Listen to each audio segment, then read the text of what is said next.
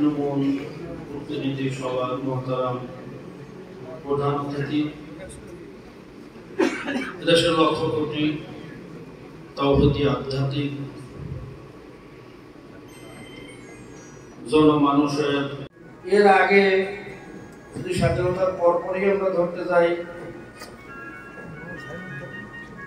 17 বছর 16 বছর বললে বিগত দিনে যারা র্যাব নামক সংস্থা কায়েম করে বিচার বহির্ভূত হত্যা চালিয়েছে তাদেরকে স্বীকৃতি দেওয়া হয়ে যায়।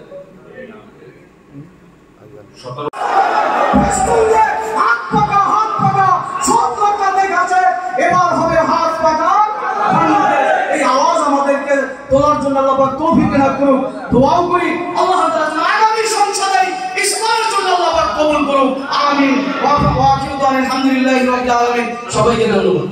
পিয়ার পদ্ধতিতে যদি নির্বাচন হয় আর এই নির্বাচনের সকল সংগঠনের সমন্বয়ে একটা জাতীয় সরকার যদি গঠন করা যায়, তাহলে সংসদ প্রার্থী না থেকে দল এবং মার্কায় যদি ভোট দেয়, তাহলে এই সন্ত্রাসী এবং কালো টাকার প্রভাব পড়বে না।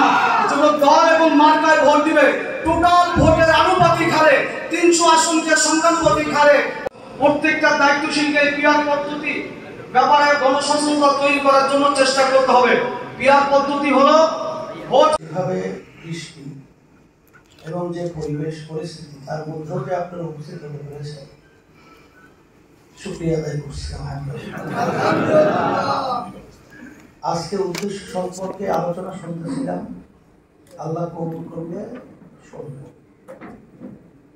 তবে একটা কথা হলো, আব্বাজান রহমাতুল্লাহি আলাইহি কথাটা বলতেন আমাদের চরমনায় জামিয়া আসাতিজা কেরামদের বিভিন্ন বৈঠকে, কথাটা এখনো কানে ভাসছে।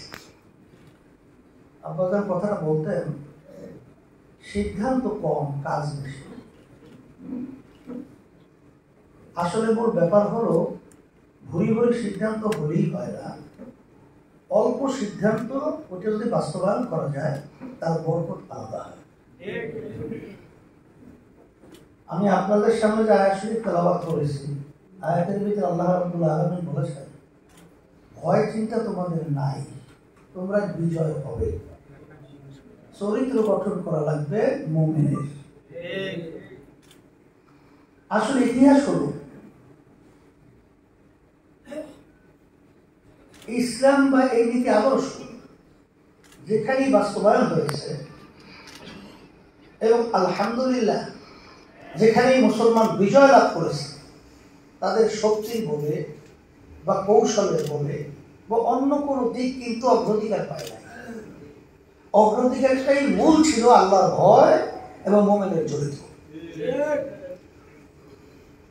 এই গুণ যদি আমরা অর্জন করতে পারি, কোনো সন্দেহ নাই যে আমরাই বিজয় লাভ করব।